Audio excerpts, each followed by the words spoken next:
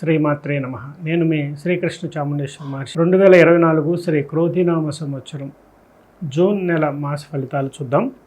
అలాగే మనం చూస్తున్న దాంట్లో కన్యారాశి. కన్యారాశి అంటే ఉత్తర 2, 3, 4 పాదాలు, హస్త 4 పాదాలు, చిత్త 1, 2 పాదాలు.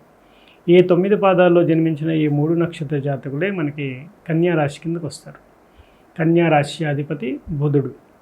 అయితే ఈ యొక్క విశేషమైనటువంటి బుధుని యొక్క అనుగ్రహం వీరి మీద ఉంటుంది. అదేవిధంగా కన్యా రాశికి సంబంధించిన దాంట్లో మనం గోచార రీత్యా చూసినట్టయితే జన్మంలోనే కేతువు, అలాగే సప్తమంలో రాహువు, అలాగే 6వ ఇంట శని, 9వ ఇంట గురువు. ఈ ఫలితాలు మీకు చాలా వరకు శుభ ఫలితాలు, అశుభ ఫలితాలు అంటే మిశ్రమ ఫలితాలు ఉన్నాయి. అంటే కేతు గురువుల యొక్క ఫలితం చాలా బాగుంది. అలాగే శని రాహుల ఎఫెక్ట్ 6వ ఇంట 7వ ఇంట ఫలితాలు మీకు శుభ ఫలితాలను ఇవ్వవు.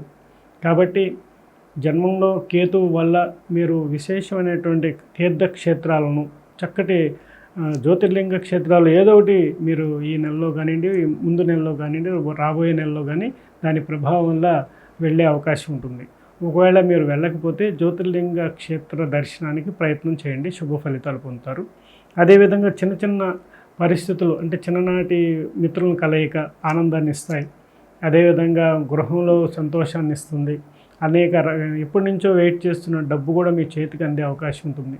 ఇలాంటివన్నీ కూడా చాలా బాగా జరిగే అవకాశం ఉంటుంది. ప్రమోషన్ పరంగా అంటే మీరు ప్రతి దాంట్లో ఏ బిజినెస్లో ఉంటే దాంట్లో ప్రమోషన్, ఉద్యోగంలో ఉంటే ప్రమోషన్, వ్యాపారంలో ఏదైనా ఉన్నా కూడా దాంట్లో ప్రమోషన్, అంటే ఒక ఉన్నత స్థితిని అనేది ఈ నెలలో మీరు చూసే అవకాశం ఉంటుంది. ఎందుకంటే డబ్బుకు లోటు లేకుండా చేస్తుంది అనమాట ఈ నెలంతా మీకు. అదేవిధంగా మనం గమనించినట్లయితే ఈ యొక్క శని యొక్క ప్రభావం, 6వ ఇంట శని, 7వ ఇంట రాహు యొక్క ప్రభావం వల్ల వాహనానికి సంబంధించి అలాగే అనారోగ్య సూచనలు కనిపిస్తున్నాయి. కాబట్టి హెల్త్ చెకప్ చేసుకోవటం, జాగ్రత్తగా ఉండటం అనేది, ప్రయాణాల్లో మెలకువ పాటించడం, వర్షంలో ప్రయాణం చేయకుండా ఉండటం, ఇలాంటివి మెయిన్ ఇంపార్టెంట్ అనమాట.